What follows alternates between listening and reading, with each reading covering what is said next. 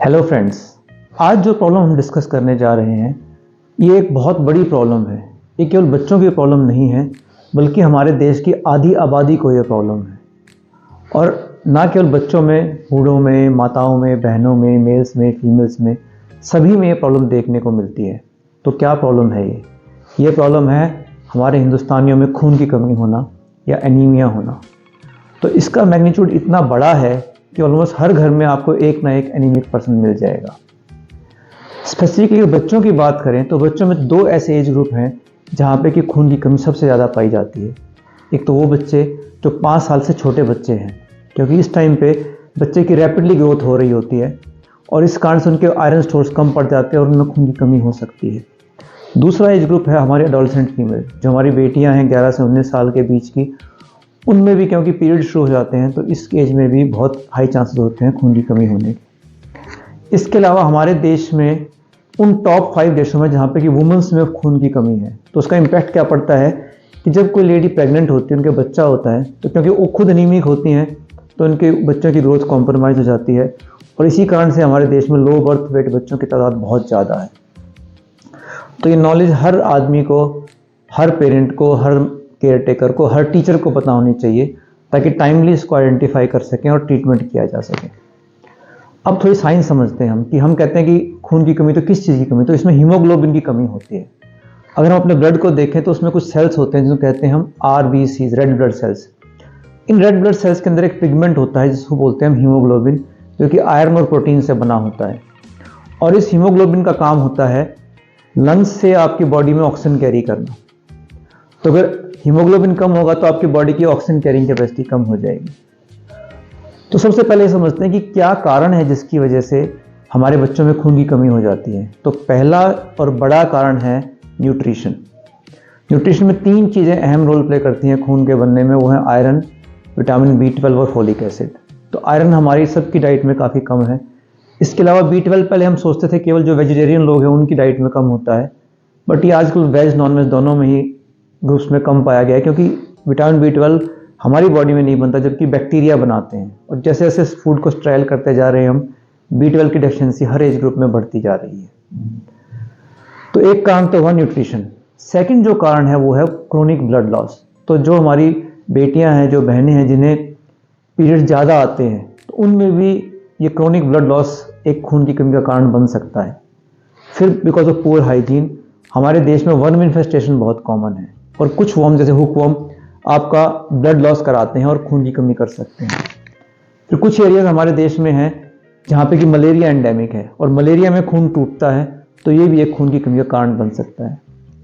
फिर कुछ problem genetic हैं जहाँ पे कि न्यूट्रिशन से फ़र्क नहीं पड़ेगा, जो हीमोग्लोबिन बनता है वो ठीक से बन नहीं पाता। और इसमें जो मेजर ग्रुप है वो है थैलेसीमिया, जिसमें कि खून की कमी हो सकती है।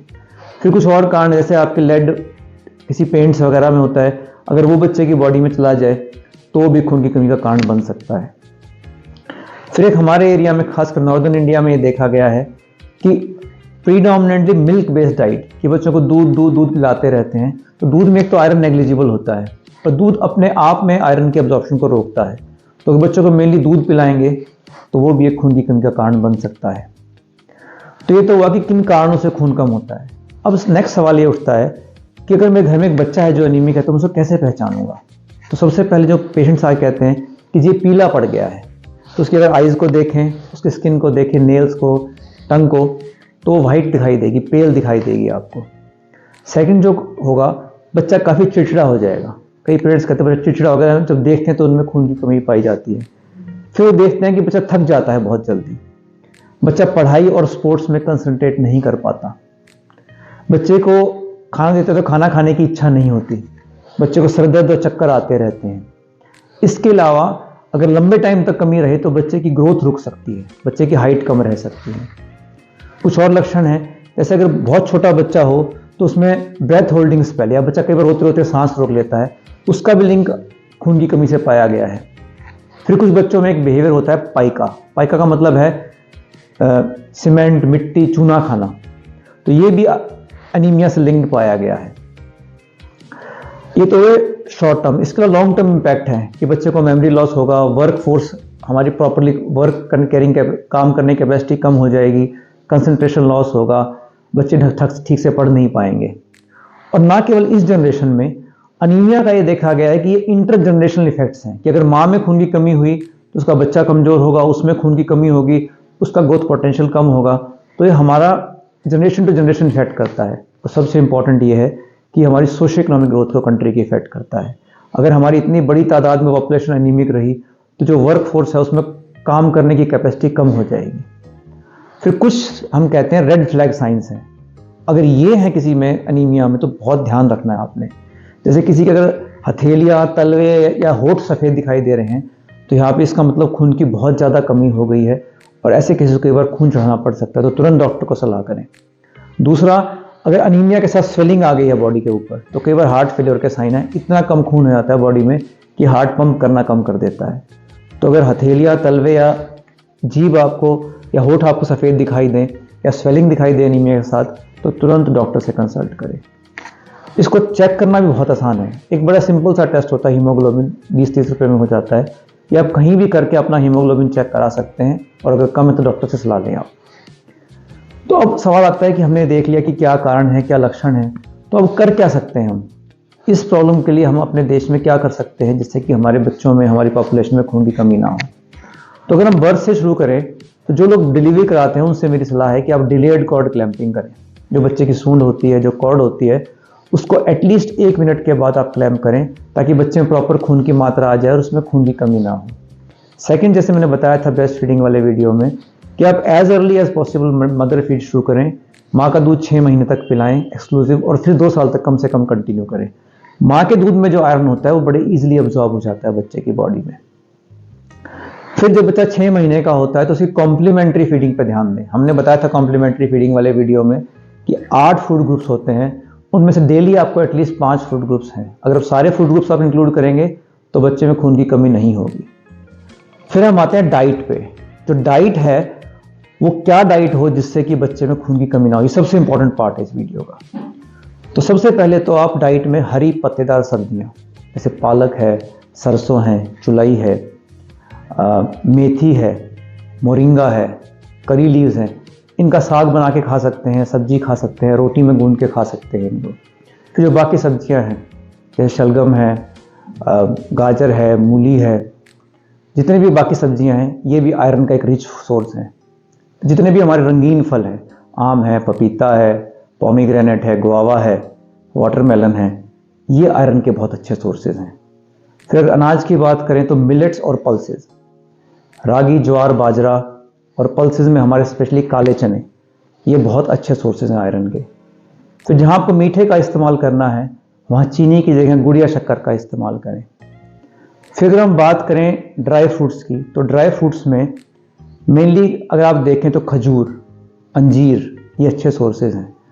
इसके अलावा अखरोट, काजू, बादाम, किशमिश, ये भी अच्छे सोर्सेज होते हैं। फिर इसके अलावा जो नॉन वेज डाइट है जैसे कि चिकन हो गया, मीट हो गया, फिश हो गया, अंडे, ये भी आयरन के अच्छे सोर्सेज हैं। तो ये तो हुआ हमारा क्या खाना चाहिए। फिर एक और सलाह है सभी पेरेंट्स से। हमारे देश में एक प्रथा थी कि हम लोहे की कढ़ाई में खाना, लोहे के बर्तनों में खाना बनाते थे और आजकल हम नॉन स्टिक कुकवेयर यूज़ करने लग गए हैं। तो लोहे के बर्तन में खाना बनाने से उसकी आयरन कंसंट्रेशन बढ़ती है। तो मेरी सभी से सलाह है कि जो पुराने टाइम में था वैसे ही आप आयरन के यूटेंसिल यूज़ करें, उससे भी आपका आयरन का लेवल बढ़ेगा। फिर कुछ इंपॉर्टेंट चीज़ें जैसे आप अनाज को और पल्सेस को मिलाएं, जैसे हम दाल चावल खाते हैं, उससे भी आयरन कंसंट्रेशन फूड की अच्छी रहेगी। फिर कुछ चीज़ें हम कर सकते हैं डाइट में जिससे कि आयरन की अब्जॉर्प्शन बढ़े। तो वो क्या है? अगर हम डाइट में विटामिन सी ज़्यादा लेंगे तो ये किसमें? नींबू में होता है, आपके गुआवा में होता है, इमली में। अगर ये साथ खाएंगे खाने के बाद तो इससे भी आपके आयरन अब्जॉर्ब बेटर होगी। फिर कुछ चीज़ें आप ना लें, स्पेशली खाने के साथ तो ना लें, जैसे चाय है, कॉफ़ी है, दूध है, चॉकलेट है। अगर ये खाने के साथ खाएंगे तो आयरन को अब्जॉर्ब नहीं होने देंगे ये। फिर कुछ और चीज़ें कर सकते हैं इसके अलावा, और वो है डीवर्मिंग, क्योंकि हमने कहा कि हमारे देश में तादाद बहुत हाई है जिनमें वर्म इन्फेस्टेशन है।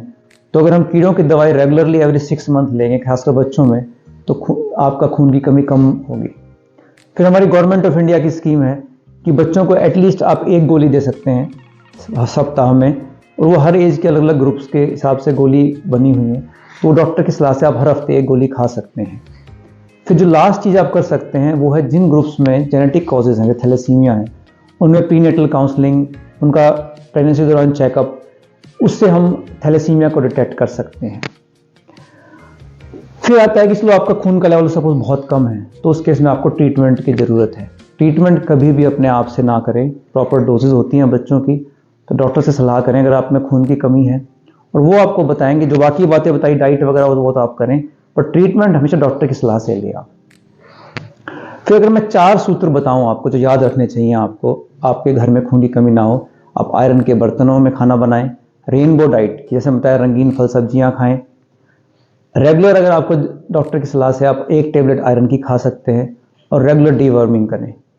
और क्योंकि ये प्रॉब्लम इतनी ज़्यादा प्रेवलेंट है, तो सारी कम्युनिटी को इसके बारे में अवेयर होना ज़रूरी है। तो मेरी सभी जो लोग इस वीडियो को देख रहे हैं, इस वीडियो को अपने फ्रेंड्स से, अपने फैमिली मेम्बर से, अपने कोलीग्स से ज़रूर शेयर करें, ताकि हम अपने देश में जो इतनी प्रॉब्लम बड़ी है अनीमिया की, इसको हम बड़ी इजीली डाइट से और सिंपल मेथड से इसको हम अपने ठीक कर सकते हैं और इसको हम फॉलो करें।